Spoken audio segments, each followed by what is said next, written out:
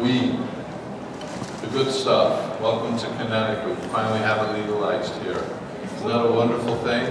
I'm so glad that I got to live to see the day legal weed comes to Connecticut.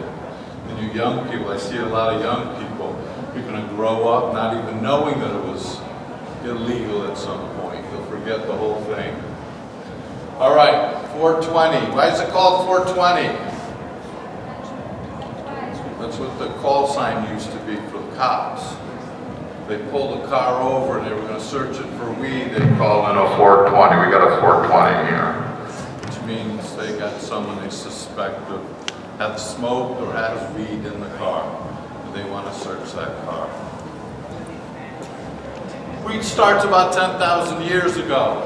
And it starts in China. This is Shen Nog. Shen Nog was a emperor of China, and he was one of the very first health nuts. He did not eat red meat. He ate white meat sparingly. He loved a vegetable and fruit diet. He believed in boiling his water before he drank it, and he is the founder of tea. One day they put out a pot of boiling water for him, and some leaves from a tree fell into his teapot, and he drank that drink, fell in love with it, and tea was invented. So Shen Nog invented that. Shen Nog also went through 850 plants, trying each one to see what the medicinal value of those plants were. He wrote the very first Chinese pharmacopoeia that was listed about 300 plants and their medicinal value. Weed was one of the top 5 on that list. And it was used for a lot of different ailments, including gout, malaria, rheumatism, forgetfulness. I find that one a little weird, but maybe. And then, so it was used as a medicine. That's an important thing to understand 10,000 years ago. Carl Sagan in 1977 said he believed that marijuana was the very first cultivated crop 10,000 years ago and ushered in civilization. That's his belief. Of course, he was a stoner, and so maybe he was biased in a way. They'd never discover America without hemp. Hemp was an integral part of the early age of sail. Rope sails were made from hemp. And so people traveled by hemp across the oceans. If you look at George Washington's first crop, it was hemp. His second crop was tobacco. Over here we have Thomas Jefferson. His first crop was tobacco, his second crop was hemp. Both of them grew weed as well. They both grew marijuana in their gardens for their own medicinal use, believe it or not. Napoleon in 1877, he brings weed into France. They went to on a fact-finding mission to Egypt. They discovered the Rosetta Stone and brought marijuana back to France. And so marijuana was a used product in France starting in the early 1800s. These are all weed smokers. I love this one. All the gold medals. Doesn't he look high as a kite? Even in the picture he looks high. Queen Victoria was prescribed marijuana for her menstrual cramps, for her PMS. We wouldn't have the Bard if it wasn't for marijuana. These wonderful sayings that come from the Bard are all attributed to him. When they excavated the original theater, they found a pipe, and the type that he smoked from. And in that pipe was trace elements of marijuana. So more than likely, Shakespeare was a weed smoker. John F. Kennedy smoked 2 joints every day while he was in the White House. He had debilitating back pain, and this is the only thing that would help him. He wanted to make in his second term marijuana legal, but obviously he never made it to that, and so it was never made illegal. Why was it made illegal? That's a crazy thing. Anybody here born before no one here.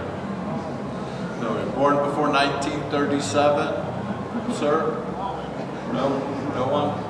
Marijuana was perfectly legal, could be bought in any store, any drug store, anywhere in the country without a prescription, directly off the shelf. Marijuana wasn't made illegal in this country until 1937. Before that, you could buy it anywhere. It was perfectly legal to buy it off the shelf. Henry Ford built a car of hemp plastic that ran on an engine with hemp gasoline. And that was what caused the demise of marijuana in America. That right there. Because this car scared the bejeebies out of one guy called I.E. DuPont, who had just invented nylon. It also scared the bejeebies out of the gas industry, the plastic industry. It scared everybody to death. And Henry Ford said very clearly, why use up forest which takes centuries in the making? Why use minerals that were laid down over centuries when we can get the equivalent off a harvest of hemp? And that's the other thing that scared one man in this country more than anyone else, was that hemp paper was a possibility. This is El Paso, Texas. El Paso, Texas was a lily white town in Texas where white Europeans ran the city. One day, a couple of Mexicans got into a fight and an argument with a white guy and they beat him up. Guaranteed the white guy tried to take advantage of the Mexicans, and the Mexicans didn't like it.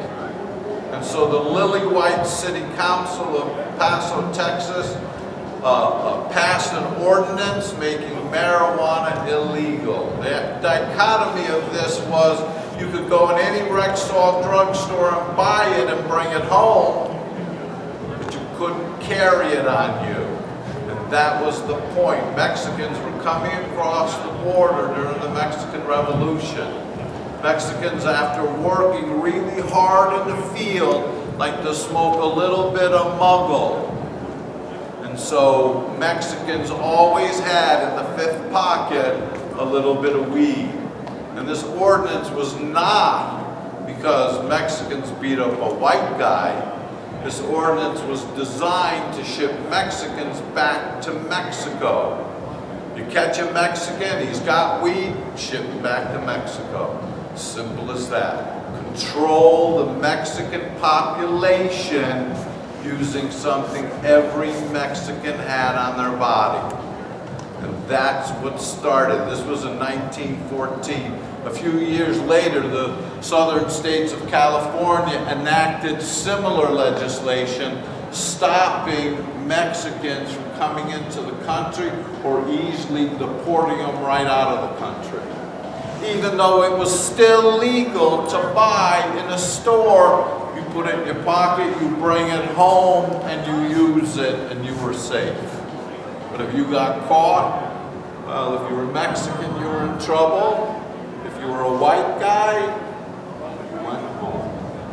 That's simple. This is what started the war on drugs.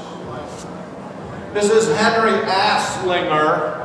His real name is Anslinger. I call him Asslinger because he's a jackass. This is the ass that got marijuana made illegal. And the reason why? Because he didn't have a job. And he wanted a job. You see, Henry Asslinger right here, he worked for the Pennsylvania Railroad. And one day a guy got hurt and he sued the railroad for $50,000. Back in 1930, that was a lot of money. And so Henry Asslinger was assigned to investigate this. He investigated it, found out the guy was fraudulent, and the railroad didn't have to pay. And they bumped him up to being in charge of the security staff at the railroad. He did such a good job that a few years later, the Treasury Department picked him to run. The U.S. was voted dry. No alcohol or sales were allowed in the United States when it was made illegal right there, January 16th. I forget the year, 1919, made illegal. Does anybody know why alcohol was made illegal in America? In the right spot today. It was made illegal because the U.S. government could not control alcohol. Before Prohibition, everybody had apple trees in their backyard. They would pick their apples and make a hooch with it. If your hooch was good, you'd sell it to other people and you had a nice thriving business. If your hooch was not so good, you had it for yourself, friends, and family. But everybody made hooch. Making hooch was as American as grandma making an apple pie. That's how important hooch was.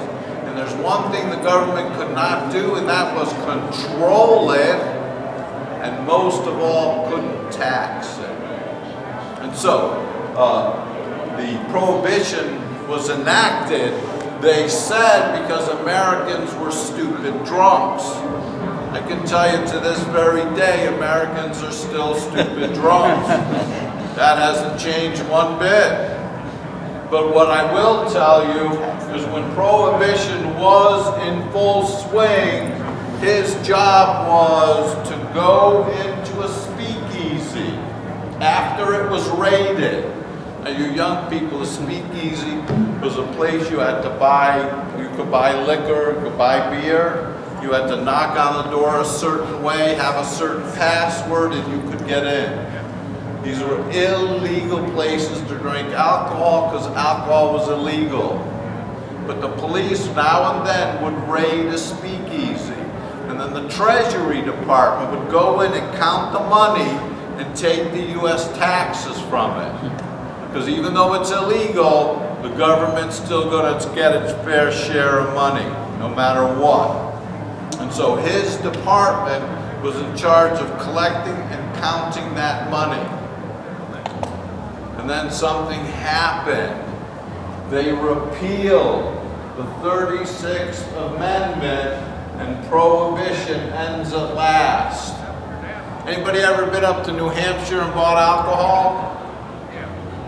You have to buy it in a state-sanctioned liquor store. Anybody ever go to Pennsylvania and buy alcohol? Same thing, you can't go into a package store. There's no mom and pop. It's all run by the government. It's controlled, taxed, and profited by the government. And that's why they enacted Prohibition.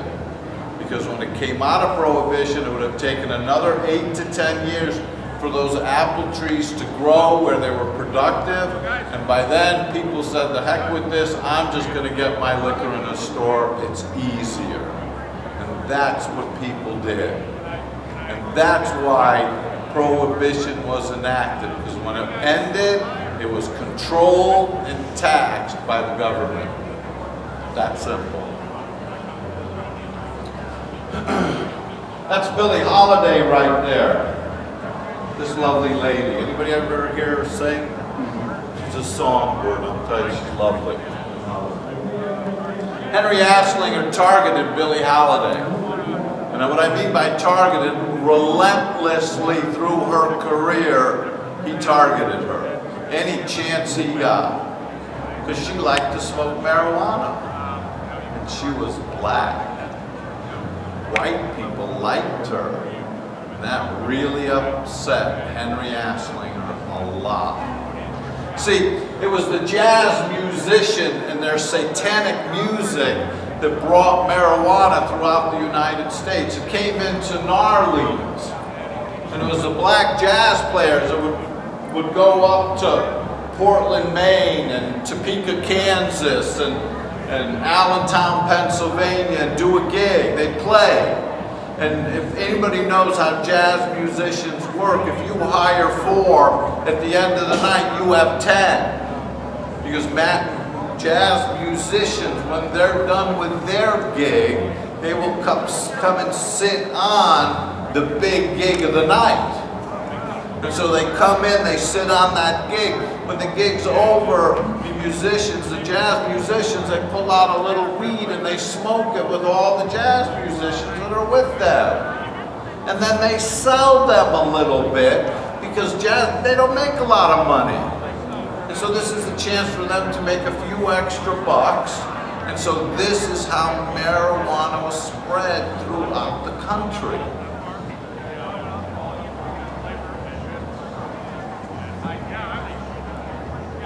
This is Fiorello LaGuardia. Anybody heard of LaGuardia Airport? It's named after him. The reason why we talk about him today, because he was a fantastic governor of New York. Every Sunday morning he would get on the radio and read the comics to all the children. Every Sunday. All the kids had to do would be earshot of a radio because their parents couldn't afford the paper, but he would read them the comics. And so he was very much beloved by the people of New York. And New York had a marijuana problem. And so he decided to have a study made, the psychological, medical, sociological, pharmacological, you name it, they studied it for 4 years. 30 scientists. Not 10, not 20, 30 scientists studied it for 4 years. 29 of those scientists said, who cares? It's not a scourge to society. It's not going to kill America. One scientist said, it is a scourge to society, and I'll give you a wild guess who Henry Aslinger hooked his horse up to. That one scientist. And he goes into Congress. Anybody ever heard of these movies? You may have heard them. Anybody seen them? Does anybody know what a newsreel is? So before the movies, when you go to the movies, you see the coming attractions. Back in the day, before the coming attractions, they would have the newsreels with all the big news of the week or the month or what have you. And this is where a lot of Americans got their news from, were the newsreels. And so there was one gentleman with more power than anyone else in the entire United States. He was the most powerful man in America. And he had these movies made, and he had them showed for every movie at a movie theater. And he brainwashed an entire generation to think that if you smoke marijuana just one time, you will very happily and laughingly kill all your friends. Because that's what it does if you smoke it once. This movie right here, Reefer Madness, was an example of that. A young girl and a young guy were smoking weed with their friend. And all of a sudden the 2 kids are laughing while the boy is stabbing to death their best friend. Because when you smoke marijuana once, you want to kill people. That's what people thought. And this is what convinced them of that. Do you know who made these? Does anybody want to take a wild guess who made these newsreels? One person. The most powerful man in America. Who? No. William Randolph Hearst. William Randolph Hearst, when the president, you know how when you're a kid in school, you have to raise your hand to go to the bathroom? You have to ask permission. But when William Randolph Hearst was at the height of his power, the president would call him up and say, Mr. Hearst, is it okay if I go to the bathroom? And Mr. Hearst would say yes or no. And that's the power he has. He was called the Kingmaker. Go home and rent a movie called Citizen Kane. He spent millions of dollars trying to get that movie squashed and never released because that movie is him and it does not depict him in good light.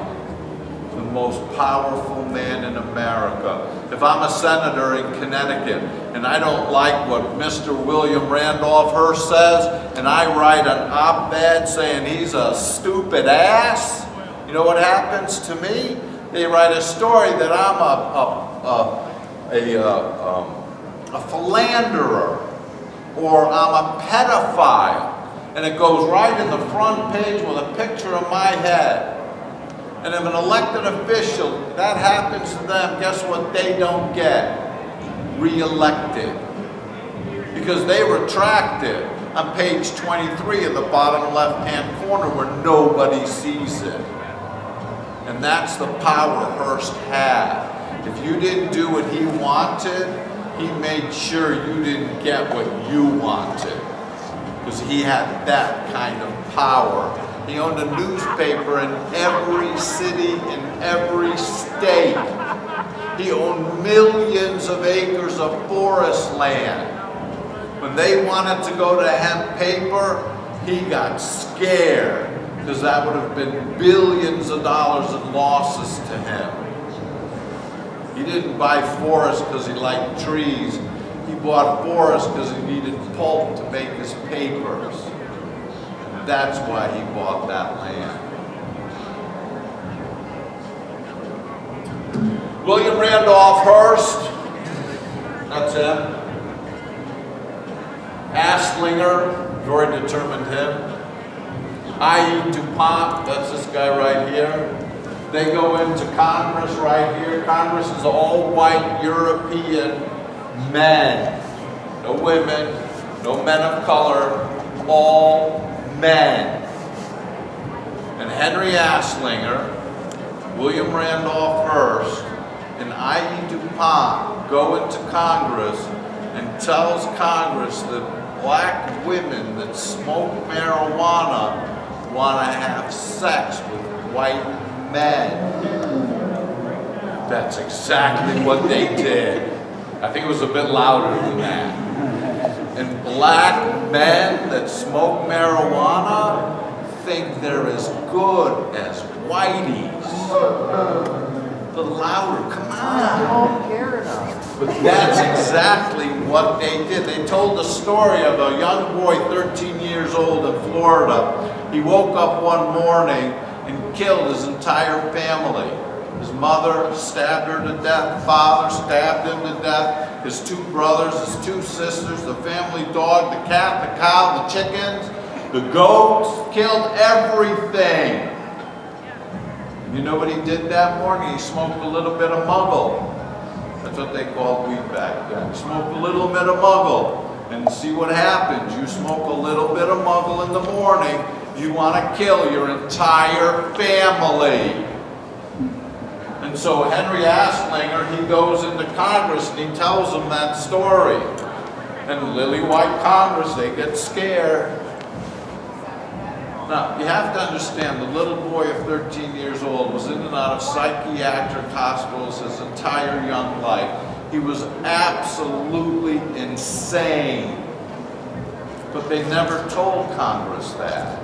They never told why he killed his family, just he smoked some weed and did it. And so, as you all know how our government works, when you want to have a bill passed, you have to have people come in, scientists, regular folks come in and tell Congress, yes, we agree, no, we don't agree. It's called an open forum. That's what our government is based on, for God's sake. They're not allowed to do things just hitting bither. They got to talk to us people. And so behind closed doors, literally behind closed doors with no public discussion whatsoever, not the 29 scientists who said who cares, and they make marijuana illegal. They passed what's called the Marijuana Tax Act of 1937. And the Marijuana Tax Act, any of you people could sell marijuana whenever you wanted, as long as you had a stamp on it from the government. You sell an ounce of weed, you have to put a $1 tax stamp on it, and you can sell it to whoever you want to. You can buy 1,000 stamps and sell 1,000 bags of weed. No, you could not. The reason why is the government never printed the stamps. They had no intention of printing stamps for you to buy and put on a bag. This was a way to make it legal without making it illegal. And that's why it was made illegal. This right here, Samuel Caldwell, was arrested for selling 2 joints to an undercover officer for 50 cents. He spent 4 years in prison and $80,000 a year because he sold 2 stupid joints. And that's what started it. They made marijuana illegal, and they threw in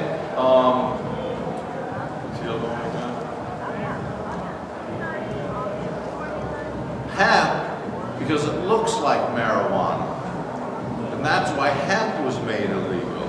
And that saved the oil industry, that saved the plastic industry. You see what it did, folks? It squashed other industries because rich people wanted it to be removed from society, not because people were getting stoned, it's because their money was at stake.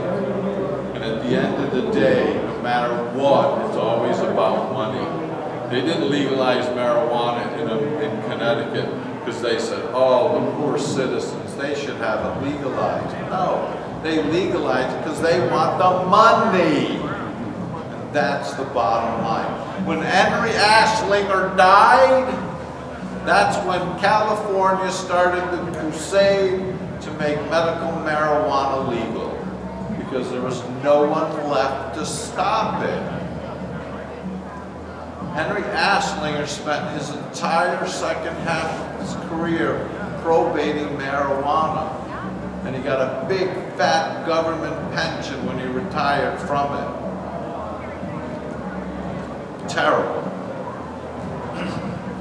All right, there are 2 kinds of marijuana. There's the sativa, there's the indica. The indica comes from India. That's why it's called indica. And sativa, does anybody know what sativa means? Just white leaf. I mean, thin leaf. Pardon? Sativa just like thin. Well, the type of leaf, yeah. But what does sativa mean? To grow. To grow. That's what it means. It's one of the oldest words in the English language, to grow. That's sativa. People are going to start growing weed. It's an awesome thing. Share it with me if you ever come by the plant shop. Smoke in a lot of different ways. I prefer the old vaporizer. Like Whoopi Goldberg said, it saved her life, the vaporizer, because now she could smoke whatever she wanted. She didn't have to worry about the smell. So she loves it. I love it too. This is a real big problem. Colorado. You have Pop Tarts and Pop Tarts. You have Nutella and Nugtella. And kids are taking their parents' Nutella, eating it and getting high off their you-know-what. And what do you do with a child that gets overdosed on marijuana? Does anybody know?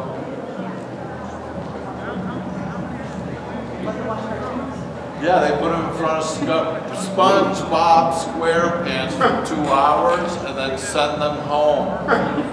There's nothing you can do to them. You can't pump their stomach, it's already in them. You have to let it go through the system and then they go home.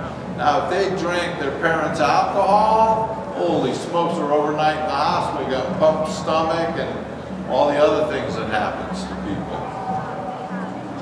Get in on the investing industry of this marijuana craze. I tell you, if you bought 100 shares of McDonald's in 1962, it's worth $1.8 million today. So you young people, buy $100 of a good quality stock and sit on it, and you will be rich when you get old. Because this industry has come out of nowhere and is going to grow faster than anything you've ever seen before. It's going to grow faster than the computer spread across the country. It's amazing, so get in on it. Find a stock and invest. These are all the things marijuana is good for. People say it helps you with all kinds of medical benefits. That might be true. I just like to smoke because it makes me feel good. The first week of sales in Connecticut, anybody hear the number? $2 million worth of legal sales in Connecticut the first week, which puts me into the position of thinking that this is a $30 million industry just in Connecticut. Because I'm going to tell you, not a lot of people are buying from the dispensaries. They're nice to have. But we all have dealers that we've been dealing with most of our lives, and we stick with our dealer. I am. I know where he gets it from. I know who grows it for him. It's always a good, clean product. I've been dealing with him for 15 years. Why would I pay the tax? In my opinion, the state should have sold it at black market prices and don't levy a tax yet. And I hate to say it, but let's get the public hooked on the store so that they don't go to the dealer anymore. That's what you have to do. It's going to take a long time for this to ingrain and get, like, anybody smoke cigarettes or smoked cigarettes at any time? Any of you grow your cigarette tobacco in the backyard and roll it? How many of you drink alcohol? Raise your hand. Just about everybody in the room. Any of you distill your alcohol in the bathtub? No, you don't do that because it's easier just to buy it at the store. And that's what they got to do with weed. Make it easier to buy at the store and then raise the price. Then start the tax. But get people addicted to the store first.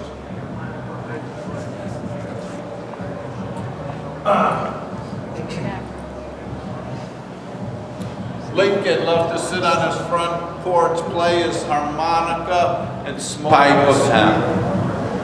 So Lincoln smoked weed. And what did Lincoln do? The Emancipation Proclamation. See, you smoke weed and you just want happiness.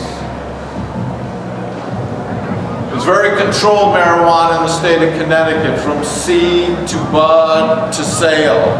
The reason why they want to control it to make sure it doesn't get out of the system, so they can make sure they're taxing and getting the right amount of money from it. But more importantly, it's safer weed to buy. That's why I like the store. You can buy from a dealer, but you have no idea where it's coming from.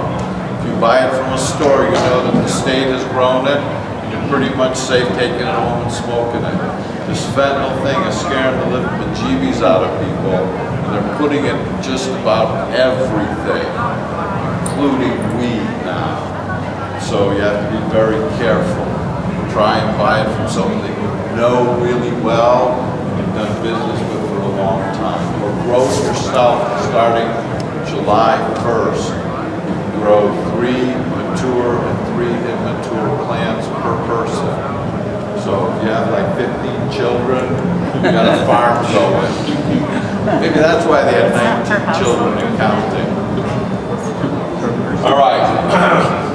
This is my favorite part because I love to talk about the difference between marijuana and all the other sins that we like to sin on. Per knuckles, per house. Tobacco kills 400,000 people every year. Poor diet, I can't talk about that one because I don't have such a good diet. It kills 300,000 people every year. Alcohol kills 90,000 people every year. Prescription drugs kill 32,000. Motor vehicles kills 32,000 people. I believe this year it's 42,000 they think are going to die by a vehicle. Homicides, people killing other people, takes 20,000 lives every single year. Aspirin kills 7,000 people every year. Peanut butter kills 100 people every year. In 10,000 years, nobody's died from marijuana because you cannot overdose marijuana. You can smoke yourself silly, but you'll wake up the next morning. That's the difference. All these things are made by humans. Tobacco, diet, alcohol, drugs, cars, homicides, people just killing people, that's illegal. Aspirin, peanut butter is made by humans, isn't it? Someone's got to squish it down into butter. It's a human, right? And it kills humans. Marijuana, if you're religious, it's grown by God. If you're not, it's Mother Nature. In either case, it's grown, picked, and smoked. No one touches it. No one does anything to it. They're not additives. There's nothing added to it. It's the safest thing you can take as a drug that will not kill you. Yet all those other things are legal and marijuana is not. Until they figure out how to tax it, charge through the nose for it, right? All right.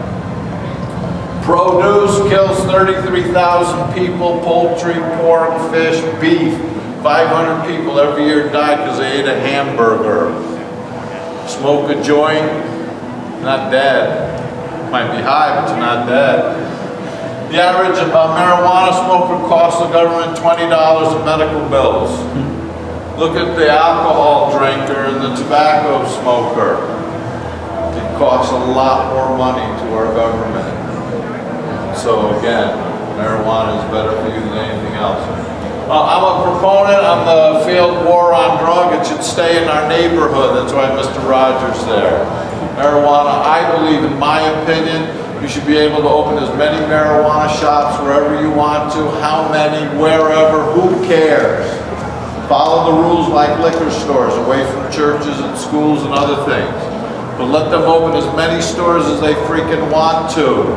And then let the market decide who stays in business and who goes. In the town I live in, we have 12 pizza places in town, for God's sake. And all of them are making enough money to survive. But the same thing happened with weed. And the reason why is you've got storefronts being rented, you've got people with jobs, you've got carpenters, painters, you've got carpet layers, advertisers, you've got all kinds of people making money off this industry. And let it just flourish just like the liquor industry did. Let every mom and pop liquor store open up wherever they want to. As long as you follow that criteria, have the insurance and the license, go for it. Knock yourself out. If you go out of business, sorry, you opened in the wrong spot. It didn't work. Too bad. But every town would have 5 or 6 dispensaries, 5 or 6 storefronts open, 5 or 6 landlords very happy. Lots of taxes coming into town. Good jobs. These marijuana jobs are not McDonald's jobs. These are $20, $25, $30 an hour jobs in some cases. These are good jobs. And I say let it just proliferate across the street. However the market deems it goes across the street. Everybody buys from the state legally. Everybody buys weed that is controlled and safe, and everybody sells it in their store happily, just like alcohol. There should be no difference in the two drugs whatsoever, in my opinion. I could be wrong. Listen, I believe what Jimmy Kimball said, legalize and tax it, and let the post office deliver it, 3 birds with 1 stone. The post office will never go in the black again. We'll never have to subsidize the post office. They'll be as rich as possible, and the stamp price might even go down. These are all the people that have died from illegal drugs and alcohol. Anna Nicole Smith, Michael Jackson, Amy Winehouse, Whitney Houston, yet Cheech and Chong are still going strong. So is Willie Nelson, by the way. He's still going strong after all these years. And I believe, if I'm correct, at 78, I think it was Paul McCartney that said, I think I should stop smoking so much weed. But I'm not going to stop completely. Just not so much. So. All right, and a day without weed is like, just kidding, I got a freaking. All right, in Holland, marijuana has been legal for over 60 years in Holland. 60 years. The sky has not fallen in Holland. You can see here, it's the only country in Europe where marijuana is legal. Nowhere else in all of Europe is it legal. Prostitution is also legal in Holland. If you're 18 years old and you want the comfort of a man or a woman, you can go in any window and choose one out, whatever you like. They're all in the window to window shop and buy, just like you buy a new pair of pants. And that's why the prison industry in Holland is failing miserably. They're actually importing prisoners from other countries to keep their prison guards working, because the crime rate in Holland is so freaking low, they're actually closing prisons because they have too much of them. And part of that reason is marijuana is illegal. And you don't have this necessity to go to a harder drug, because those are hard to find. You can find weed in any coffee shop anywhere in Holland. That's where they're sold, in coffee shops. Any coffee shop. There's probably 30 of them in Amsterdam alone. In Amsterdam, it's green, which means anybody can buy weed. Anybody. As long as you're of age, you can buy it. If it's red, it means you can only buy weed if you have a Dutch driver's license. They do not sell to tourists. They only sell to locals. And so that's how they set the distinction. Towns in gray, they've opted not to sell marijuana. And you cannot buy it in those towns at all. And so that's how they've set it up. The bigger cities, they sell it to everybody because they want to attract the tourists in. In the smaller cities, they don't want that kind of business, so they're restricted just to the locals. In Holland, don't go there thinking you're going to smoke weed anymore, because they're putting an end to it in Holland. By 2030, there will be no weed sales to foreigners. They're trying to restrict it. They've ended all the red light district tours. They've ended all the drunken pub crawls. They've ended all the marijuana boat tours. They don't want Holland to be known as the weed capital of the world anymore. They want you to come for the beautiful museums, the beautiful sites, and the history. So they want to change the culture, especially in the downtown district of Amsterdam. You know what one thing every person has in common that dies from falling in the canal? About 40 people, mostly men, died by falling into the canal and drowning. They have one thing in common, every single one of them. Their fly is down. Because they were standing on the edge taking a pee, fell in, and drowned because they were drunk. So, weed is better for you. Don't fall in the canal if you're stoned. And if you do that, water will wake you up real fast. All right, that's the end of my story. Any questions?